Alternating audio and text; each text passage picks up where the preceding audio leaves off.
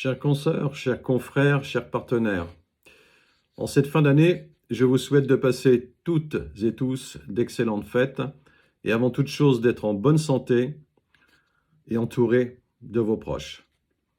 Comme à la fin de l'année 2020, nous traversons une nouvelle période d'incertitude du fait de la persistance de la pandémie. Nous avions pu commencer au début du second semestre à renouer avec des réunions en présentiel, en région, au plan national ou encore lors de notre récent congrès en Arles en octobre dernier. Mais la circulation d'un nouveau variant du virus doit conduire à de plus grandes prudences ainsi que le préconisent le gouvernement et les autorités sanitaires.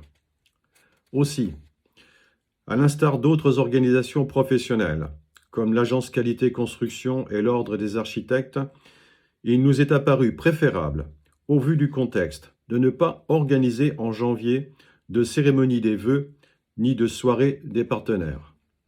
C'est une décision difficile, mais qui, vous le comprendrez, est guidée par la sagesse et la raison. Il faut en passer par là si nous voulons pouvoir poursuivre 2022 de manière sereine et sûre. Vous n'ignorez pas les échéances majeures à venir l'an prochain. En avril, les Françaises et les Français éliront le chef de l'État, puis les députés, et un nouveau gouvernement qui sera désigné par le président de la République. À cette heure, nous ne connaissons pas encore la liste officielle des candidats, mais le CINAMOB les interpellera sur les enjeux de société que constitue le logement de nos concitoyens et la volonté de ces derniers de vivre différemment depuis la crise de la Covid-19. La pandémie s'est malheureusement installée durablement dans nos vies, bouleversant nos existences, nos mœurs, nos destins. Il faut se résigner, mais tout en gardant espoir, malgré la multiplication des variants. Car c'est l'espérance, alliée à une forte résilience, qui nous a permis de traverser collectivement 2 années de crise sanitaire.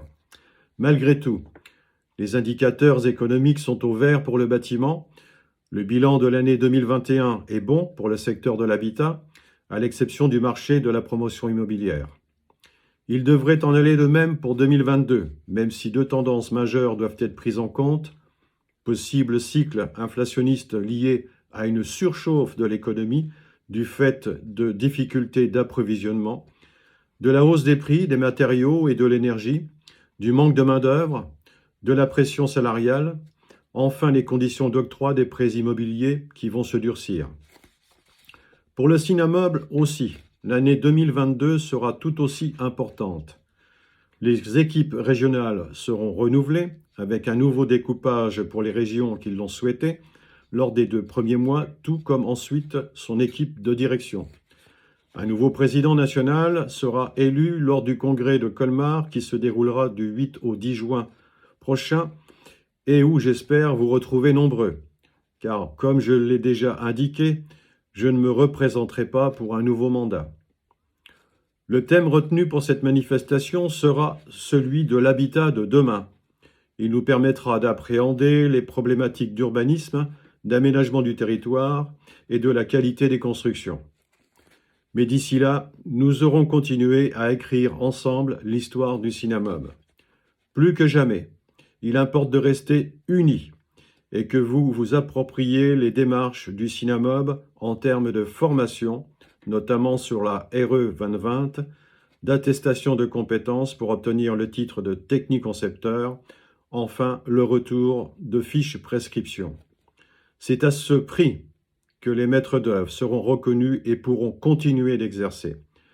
Je vous souhaite à toutes et à tous, ainsi qu'à vos proches, une excellente année 2022. Et longue vie au CINAMOB. Merci.